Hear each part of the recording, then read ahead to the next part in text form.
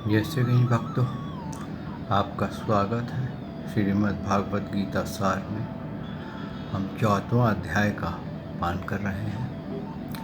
वसुदेवं सुतं देवं कंसचानूरमर्दनं देवकी परमानंदं श्रीकृष्ण वंदे जगद्गुरु।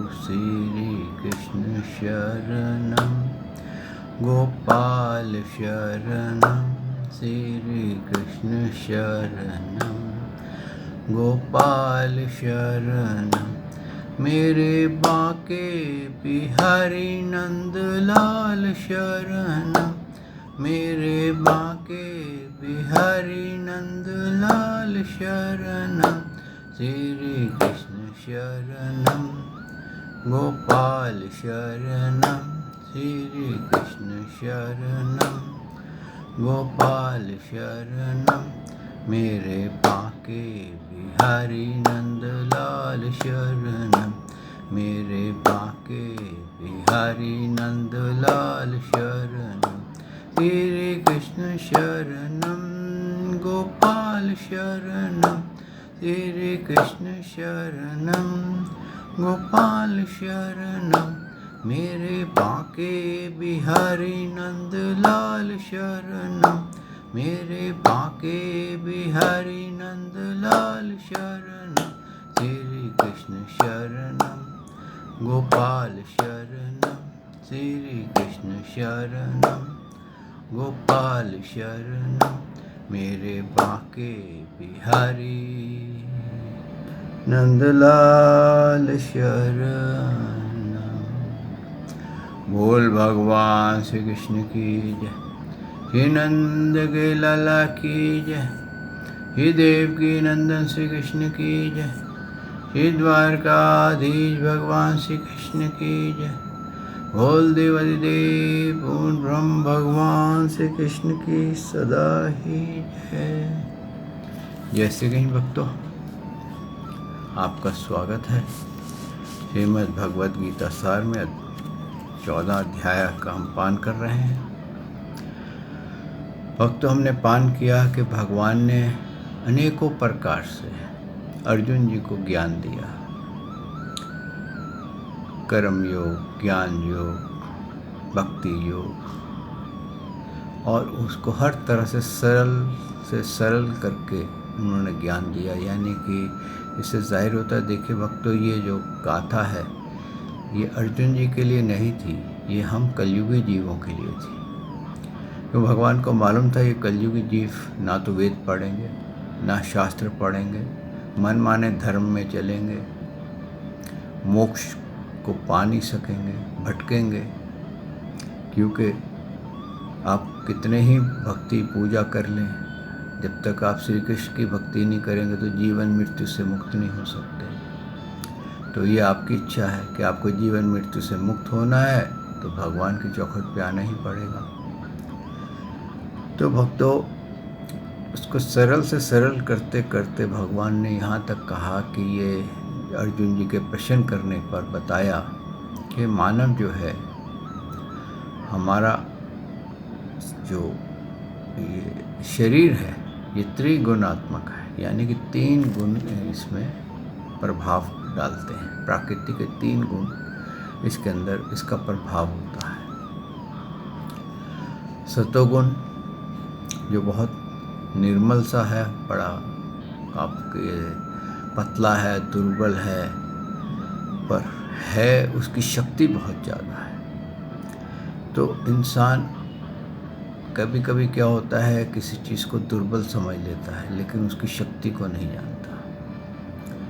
सतोगुण में जो व्यक्ति रहते हैं, एक तो भक्तों वो सदा प्रसन्न रहेंगे, दूसरा उनके अंतःकरण में एक प्रकाश रहेगा, कभी अज्ञान अंधकार में नहीं डूबेंगे, कभी किसी कोप में नहीं पड़ेंगे, और कभी अभिमान नहीं करेंगे। और जो रजोगुण में रहेगा तो उसको क्या होगा कि वो कर्मों में बंधेगा, चिंता में पड़ा रहेगा।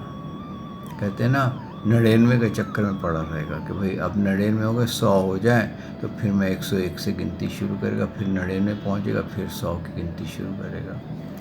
वो जीवन मृत्यु के चक्कर से मुक्त नहीं होगा। उसको सांसारिक वस्तुओं में बहुत प्रेम होगा, उसको अपने परिवार में, पोते पोती में, अपने धन में, ज्ञान में, इसमें बहुत प्रेम होगा। और वो उस मोह के कारण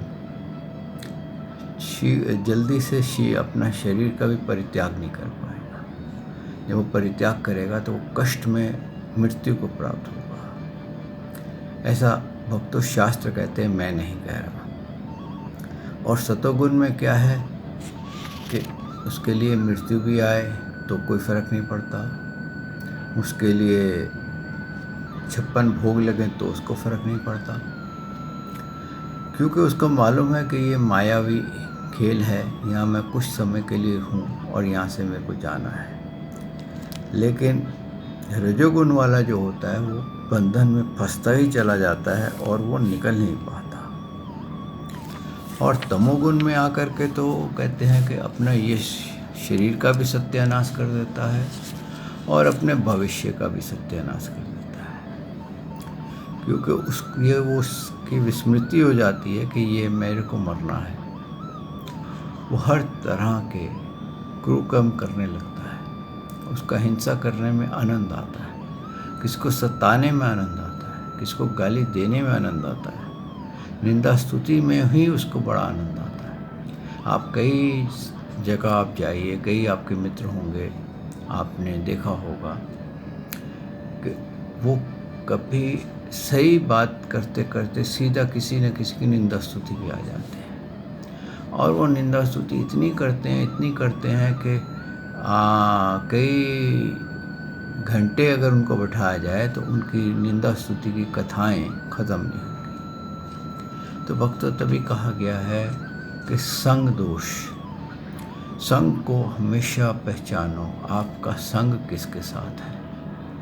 अगर आपका संग सोगियों के साथ है तो आप सोगी हो जाएंगे, अगर आपका संग रोगियों के साथ है तो आप रोगी हो जाएंगे, अगर आपका संग भक्तों के साथ है तो आप भक्त बन जाएंगे,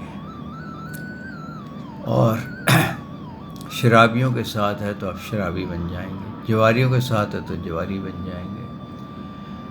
तो जैसा हो संग वैसा हो मन। लेकिन ये होता है कि हम सोचते हैं नहीं, इस संग का असर हमें नहीं पड़ेगा, लेकिन भक्तों ये ऐसा हल्का रंग है, बड़े हल्के हल्के हल्के चढ़ता है, और जब ये चढ़ जाता है तो ये उतरता नहीं। संग दोष इसको कहा गया है। और यही भगवान ने बताया है कि सतोगुण जो है, जब मानव सतोगुण में रहता है तो सदा खुश रहेगा, आनंदित रहेगा, और रजोगुण में रहेगा और उसको तकलीफ में रहेगा, और हमेशा चिंतन में रहेगा, चिड़चिड़ा बना रहेगा। और अगर तमोगुण में रहेगा तो वो सिर्फ कहते हैं कुछ न कुछ नेगेटिव ही करेगा, उसके अंदर पॉजिटिव करने की शक्ति नहीं होगी। और जब तक पॉजिटिव नहीं करेगा भक्तों, तब तक वो नर की योनियों से, कीट पशु की योनियों से बाहर नहीं निकल सकता, चाहे कुछ ना ही जोर लगा ले।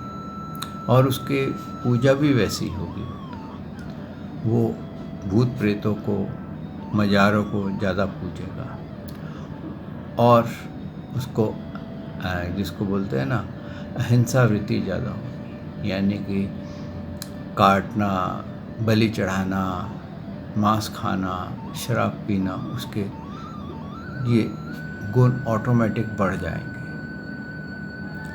और यही भगवान ने कहा है कि जब मानव सतोगुण में स्थित होता है तो वो उच्च लोकों को जाता है, यानी कि स्वर्ग आदि देवी देवताओं के, ब्रह्मा जी के लोक, शिव जी के लोक, विष्णु जी के लोक, इसमें चला जाता है। और जब रजोगुण उत्पन्न ज़्यादा बढ़ जाता है तो वो मृत्यु लोक में ही मानव के उसमें रहता है, और अगर उसके थोड़े से कर्म खराब हो जाए तो मृत्यु लोक में ही मानव से वो दूसरी योनियों में भी जा सकता है, लेकिन रहेगा मृत्यु लोक में। और अगर वो तमोगुण में है तो 100% वो पशु पक्षियों की योनि में जाएगा और वो नरकों की योनियों में जाएगा। यानी कि एक तरह से तो वो स्वर्ग की तरफ जाता था, ये नरक की तरफ जाता है। इसी प्रकार से उन्होंने कहा है कि ये जो पुरुष का शरीर है, ये जो हमारे को शरीर जो आते हैं जाते हैं, ये इसलिए आते हैं कि हम इन गुणों में बंधे हुए कर्म करते हैं, और इन गुणों में कर्म करते हुए हम परमात्मा को कई बार भूल जाते हैं। और जो मानव परमात्मा को इस यहाँ पर पहचान जाता है, तब से जान जाता है, वो परमात्मा के स्वरूप को ही प्राप्त हो जाता है और जीवन मृत्यु से मुक्त हो जाता है। और आगे भगवान ने कहा है, गुणानेतान अत्यत्रिय देहि दे समुद्भवान जन्म मृत्यु दुखे विमुक्तो अमृत अश्नुते। पुरुष शरीर की उत्पत्ति का कारण इन तीनों गुणों को उल्लंघन करके जन्म मृत्यु वृद्धावस्था और सब प्रकार के दुखों से मुक्त हुआ परमानंद को प्राप्त होता है। ये कौन प्राप्त होता है? जो भगवान को तत्व से जान लेता है कि मैंने किसकी पूजा करनी है, क्या मेरे को जीवन मृत्यु से मुक्त होना है। क्योंकि जब हम पूजा करते हैं तो भक्तों हुई है कि अगर हमें मुक्त होना है तो हमारे को उसकी खोज करनी पड़ेगी कि कौन सा मार्ग यहाँ से हिमालय की ओर सीधा जाता है। ये नहीं सोचना चाहिए कि सभी मार्ग जाते हैं, किसी पे भी चल पड़ो तो कभी ना कभी तो कोई ना कोई 84 पार करते हुए पहुँच ही जाओगे। और अगर आपको ये है कि भाई मेरे को जीवन मृत्यु से मुक्त होना है, तो आपको भगवान श्री कृष्ण की चौखट पे आना पड़ेगा। क्योंकि भगवान श्री कृष्ण वेदों में कहीं पर भी मोक्ष का मार्ग किसी और देवी देवता के रूप में नहीं बताया गया है। सिर्फ श्री कृष्ण ने ही अपना मोक्ष मार्ग बताया है, और वो प्रमाणित भी किया है कि मेरे अतिरिक्त और कोई मुक्ति नहीं देता है। उन्होंने मोक्ष देते हुए बताया है। आगे ये सब इतना ज्ञान श्रवण करके अर्जुन जी ने पूछा, अर्जुन वाच केर्लिंगे त्रीन गुणानितान अतीतो भवति प्रभु किम आचार कथम चैतान त्रीन गुणान अतिवर्तते। इन तीनों गुणों से अतीत पुरुष किन किन लक्षणों से युक्त होता है और किस प्रकार के आचारों वाला होता है, तथा हे प्रभु मनुष्य किस उपाय से इन तीनों गुणों से अतीत होता है। यहाँ पर प्रश्न बहुत गहरा है और सीधा सा सवाल है कि कैसे इस गुणों से मुक्त होता है। तो भगवान ने उसका उत्तर दिया है। श्री भगवान वाच प्रकाशम च प्रवृत्तम च मोहम एव च पांडव न द्वेष्टि संप्रवृत्तानि न निवृत्तानि कांक्षति। अर्जुन, जो पुरुष सतोगुण के कार्य रूप प्रकाश को और रजोगुण कार्य रूप प्रवृत्ति को तथा तमोगुण कार्य रूप मोह को भी ना तो प्रवृत्त होने पर उनसे द्वेष करता है और ना ही निवृत्त होने पर उनकी आकांक्षा ही करता है। सर्वप्रथम भक्तों, भगवान ने सीधा उत्तर दे दिया है कि ये गुणों के अंदर अगर हम हैं और हमें ये देखना आ गया कि हम कब किस गुण में रहते हैं, और हम उस गुणों के खेल को अपने ऊपर हावी नहीं होने देते।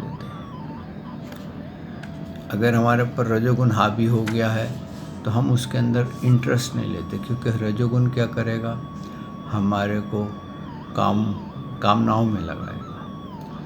हमारे को लोभ में लगाएगा। तो हम जब ऐसा रजोगुण आ गया तो हम उसको भगवान के नाम से अपने मन को, रजोगुण के मन को शांत कर देंगे। सतोगुण आ गया कि हम बहुत ज़्यादा भजन कीर्तन में लगे हुए हैं और उसका अहंकार होने लगा है, तो हम क्या करेंगे, उस सतोगुण के अहंकार को हम शांत कर देंगे कि ये प्रभु का कार्य है, मेरा तो है ही नहीं, मुझे तो ये एक ड्यूटी दी गई थी। उसी तरीके से जैसे कि आप बैंक का कैशियर देखिए, जब वो सवेरे कैश आता है उसमें कैबिन में, कैश बांटने वाले में, कैशियर के कैबिन में, तो बहुत एक पेटी भर के नोटों की लाता है और वहाँ पर बैठ कर के सारा जितनी देर उसकी ड्यूटी रहती है वो नोट बांटता रहता है और चेक लेता रहता है। और जब अगर वो ट्रंक खाली हो जाता है तो वो दूसरा भर के ले आता है, लेकिन ना तो उसको वो ट्रंक भर के लाने की खुशी होती है, ना ही उस ट्रंक के खाली होने का दुख होता है। तो इस तरह से वो ये सोचता है मेरे तो एक कर्मचारी हूँ, मेरे को तो इस बात की पगार मिल रही है कि मैंने नोट बांटने हैं। तो इस प्रकार से सतोगुण में अगर अहंकार आ रहा है तो उसको आप ये कह के निकाल सकते हैं कि मेरे को तो प्रभु ने ये कार्य दिया है कि भाई ये पाप इकट्ठे हो गए, इसको धो दो, ये मेरा आदेश है, तो अब मैं धो रहा हूँ। और अगर तामस आपको आ गया है तो तामस के अंदर आप ये कह कर निकल सकते हैं कि ये मेरे मतलब का नहीं है, इसको अगर मैं रखता हूँ तो ये मेरे को नरकों में ले जाएगा, तो मेरे को उच्च लोकों में जाना है। यानी कि नेगेटिव थॉट के आगे आपको पॉजिटिव थॉट लानी है। तो आपको ना तो ये खुशी होनी चाहिए कि मैं इस गुणों में नहीं फंसा, अहंकार नहीं होना चाहिए, और ना ही आपको दुख होना चाहिए, अरे ये गुण में था तो बड़ा मज़ा आ रहा था।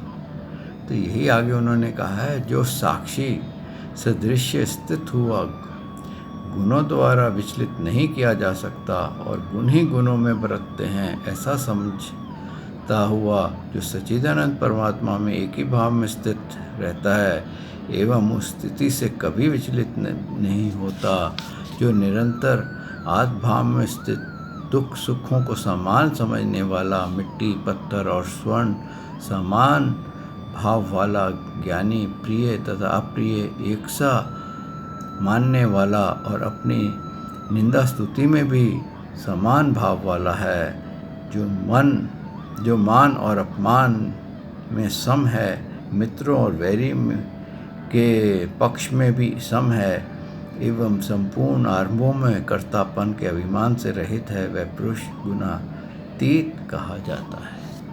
देखिए भक्तों, कितना बढ़िया एक्सप्लेनेशन दिया है कि जो ये गुण आ गए तो उसका साक्षी बन जाए कि वाह, अब मेरे को प्रभु ने सात्विक गुण आया है, सतोगुण आया है, तो मैं लोगों की मदद करने लगा हूँ या मैं भगवान की भक्ति करने लगा हूँ, तो प्रभु का ये कृपा है, मैं उनकी ये ड्यूटी निभा रहा हूँ। रजोगुण आया है तो रजोगुण में लोभ को कि ये प्रभु ने मेरे को ये लोभ की तरफ लगा रहे हैं, ये गुण मेरे को, मैं इसको कहाँ उल्टा चल रहा हूँ, मैं प्रभु की तरफ बढ़ जाऊँ, ना कि लोभ के अंदर और फंसता चला जाऊँ, क्योंकि लोभ एक ऐसे दलदल है, आप जितना अंदर घुसेंगे वो और आपको गहरा कर देगा। लोभ कभी ख़त्म नहीं होता, आपको क्रोध आएगा, ख़त्म हो जाएगा, कुछ समय बाद आपको शांत कर देगा, काम आएगा, कुछ समय बाद शांत हो जाएगा। लोभ आएगा तो वो कभी ख़त्म नहीं होगा, एक बार आएगा तो जाएगा नहीं, और फिर आपको लोभ के कारण उस वस्तु में मोह हो जाएगा कि आप उसको जकड़ लेंगे। तो इसलिए भगवान ने कहा है कि उसको देखो, आप ये समझ जाओ कि मैं इस गुण में आ गया हूँ तो आप निकल जाओगे। लेकिन अगर आप ये समझ नहीं पाओगे कि मैं इस गुण में आया हूँ तो आप उस गुण के अधीन होकर के बह जाओगे। आगे भगवान ने ये भी बताया कि जो निरंतर आत्मभाव में स्थित, दुख सुखों को समान समझने वाला, मट्टी पत्थर और स्वर्ण को समान समझने वाला। जब आप ये के अंदर ये ज्ञान जागृत हो जाएगा तो आपको मट्टी और पत्थर में कोई अंतर नहीं लगेगा। एक बार ऐसा हुआ था भक्तों कि एक गाथा मुझे याद आ गई। एक गडरिया था, वो बकरियां चराया करता था।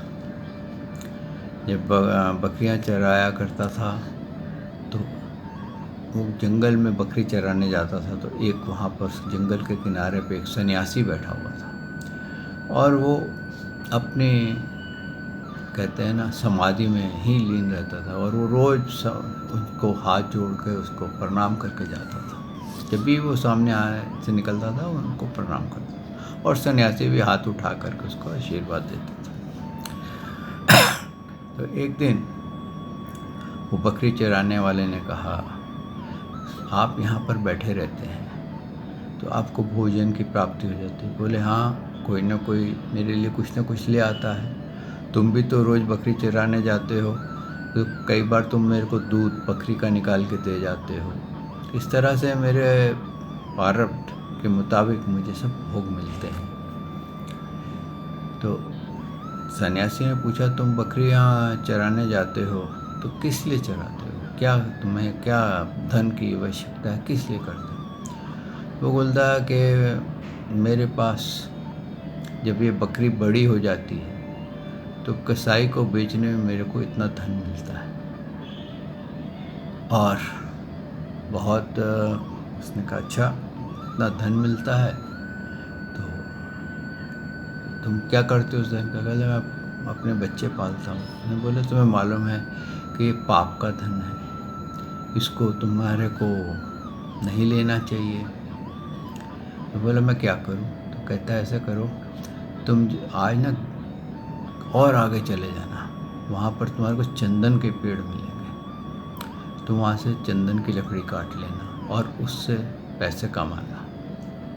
बकरी वाला बड़ा खुश हुआ, आगे गया, चंदन के जंगल मिल गया, चंदन में से उसने पेड़ काटे, बड़ा बिक गए, बहुत खुश हुआ, अरे वाह। फिर उससे स्वामी जी से पूछा, महाराज अगर आज्ञा दे तो थोड़ा और आगे जा सकता हूँ? बोले, हाँ, और आगे चले जाओ, वहाँ तुम्हें तांबा मिलेगा, उससे और आगे जाओगे तो वहाँ तुम्हें सोना मिलेगा, उससे और आगे जाओगे तुम्हारे हीरे मिलेंगे। तो वो रोज़ आगे आगे आगे बढ़ते बढ़ते हीरे तक जब वो पहुँचा तो उसके मन में आया कि स्वामी को जब पता है कि यहाँ गहराई जंगल में हीरे पड़े हैं तो ये सन्यासी क्यों बना बैठा है, बाहर क्यों बैठा हुआ है? तो वो उसने आकर के उससे बोला, महाराज एक चीज़ बताओ, आपको जब मालूम है इस जंगल में धन है, सब कुछ है, हीरे हैं, तो आप यहाँ बाहर क्यों बैठे? बोले, इसलिए बैठा हूँ कि ये मेरे मतलब के नहीं है, ये शरीर के साथ हैं और जब ये शरीर नष्ट होगा तो ये यहीं रह जाएंगे। मेरे लिए मट्टी हो या हीरे हो या पत्थर हो या सोना हो, ये सब यहीं छूटने वाला है। ये मेरे को ज्ञान हो चुका है। मैं इन हीरों में मोह डाल के क्या करूँगा? और मेरा अगर मोह है तो उस परमात्मा में, मैं तो उस परमात्मा के चिंतन में ही लगा हूँ। ये सुन करके गडरिया को बहुत दुख हुआ। उसने सब कुछ छोड़ छाड़ करके सन्यासी के चरण पकड़ लिए और बोला, ये दिव्य ज्ञान मुझे प्रदान करो। तो भक्तों, वही दिव्य ज्ञान भगवान हमारे को दे रहे हैं और अगर हम फिर भी नहीं लेते तो फिर तो हम कहते हैं ना, हम इसके काबिल ही नहीं, मोक्ष कर रहे हैं, सोच रहे हैं हमें मोक्ष मिलेगा, हम प्रभु के धाम जाएंगे या जीवन मृत्यु से मुक्त हो जाएंगे, लेकिन हमारी अंदर से इच्छा नहीं। और जो भगवान ने ये भी कहा, जो मान अपमान में सम है, मित्र और वैरी के पक्ष में भी सम है, एवं संपूर्ण आरंभों के कर्तापन के अभिमान से भी रहित है, वह पुरुष गुणातीत कहा जाता है। अब यहाँ पर उन्होंने ये सब बता दिया कि जितने भी गुण हैं ये हमारे को मान अपमान में, रजोगुण होगा तो हमें मान अपमान में पकड़ेगा, तमोगुण होगा तो मित्र और वैरी में डिफरेंस देगा, हम वैर बहुत ज़बरदस्त निभाएंगे। और अगर हम इनसे अलग हो गए तो हमारे को सब हर कोई एक जैसा लगेगा। और भगवान ने आगे कहा है कि जो पुरुष अव्यभिचारिणी भक्ति योग द्वारा मुझको निरंतर भजता है वह भी इन 3 गुणों को भली भांति लांघ कर सच्चिदानंद ब्रह्म को प्राप्त होने के लिए योग्य बन जाता है। अब यहाँ पर सबसे बड़ा रहस्य खोला कि जो भगवान श्री कृष्ण को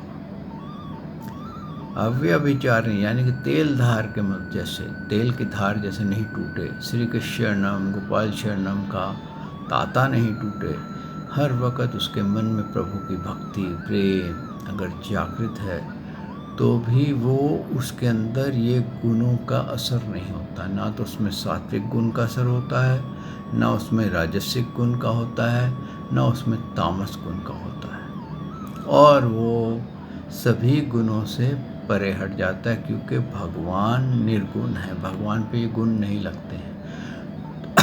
तो याद रखिए, कितनी बार आपको उदाहरण मिला है कि हम जिसका चिंतन करते हैं उसकी क्वालिटीज़ हमारे अंदर आनी शुरू हो जाती हैं। अगर आप किसी झगड़ालू का चिंतन करेंगे तो आपके अंदर झगड़ालू की क्वालिटीज़ आने लग जाएंगी। अगर आप किसी साधु संत का, संतोषी आदमी का चिंतन करेंगे तो उसकी क्वालिटीज़ आएंगी।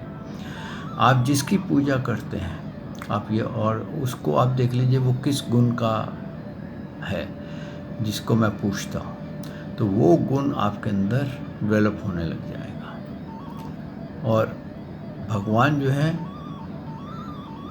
गुणों से परे हैं, तो आपके अंदर निर्गुण पैदा हो जाएगा। ये भगवान ने यहाँ पर सबसे बड़ा रहस्य खोला है। और भक्तों, इस अध्याय के अंत के श्लोक में कहा है, ब्राह्मणो ही प्रतिष्ठाहम् अमृतस्य अव्ययस्य च शाश्वतस्य च धर्मस्य सुखस्य एकांतिकस्य च। क्योंकि उस अविनाशी पर ब्रह्म का, अमृत का तथा नित्य धर्म का और अखंड एक रस अनंत का आश्रय मैं ही। अब यहाँ पर भगवान ने क्या बता दिया है कि जो मेरे को निरंतर अव्यभिचारिणी भक्ति से मेरी भक्ति करता है और किसी की चिंता नहीं करता है, उस अविनाशी का, पर ब्रह्म का, अमृत तथा धर्म का और अखंड एक रस अनंत में, यानी कि उसको वो आनंद मिल सकता है, वो अखंड अनंत मिल सकता है जिसको कि बयान नहीं किया जा सकता, जिसके लिए शब्द नहीं है।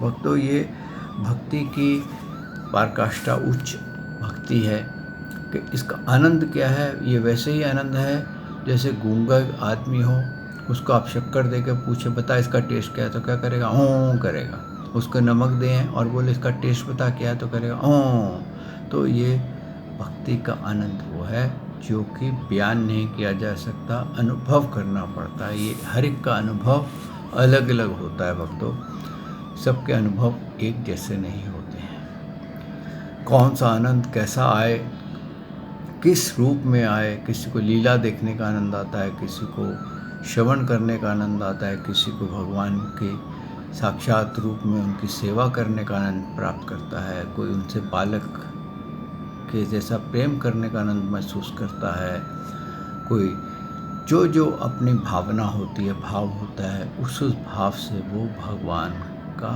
आनंद लेता है। आइए भक्तों, आप इस पे अध्ययन कीजिए, आप भक्ति में देखिए आपको किस भक्ति में आनंद आता है, आप उसका अनुभव कीजिए, एक्सपीरियंस कीजिए। और आज वाणी को यहाँ विश्राम देते हैं। कल प्रभु ने चाहा तो मैं आपकी सेवा में हाजिर होऊंगा और हम 15वें अध्याय का पान करेंगे। श्री कृष्ण शरणम गोपाल शरणम, श्री कृष्ण शरणम गोपाल शरणम, मेरे बांके बिहारी नंदलाल शरणम, मेरे बांके हरि नंदलाल शरण। भक्तों, इस अध्याय का विश्राम होता है। ओम तत्सदिति श्रीमद्भगवद्गीता सुपनीतिषु ब्रह्म विद्याम योगशास्त्रे श्री कृष्ण अर्जुन संवाद गुण त्रय विभाग योगो नाम चतुर्दशो अध्याय। श्री कृष्णम श्री कृष्णम श्री कृष्णम। बोल भगवान श्री कृष्ण की जय। श्री नंद के लाला की जय। हे देव के नंदन श्री कृष्ण की जय। हे द्वारकाधीश भगवान श्री कृष्ण की जय। बोल देवदेव पूर्ण ब्रह्म भगवान श्री कृष्ण की सदा ही जय। जय श्री कृष्ण भक्तों।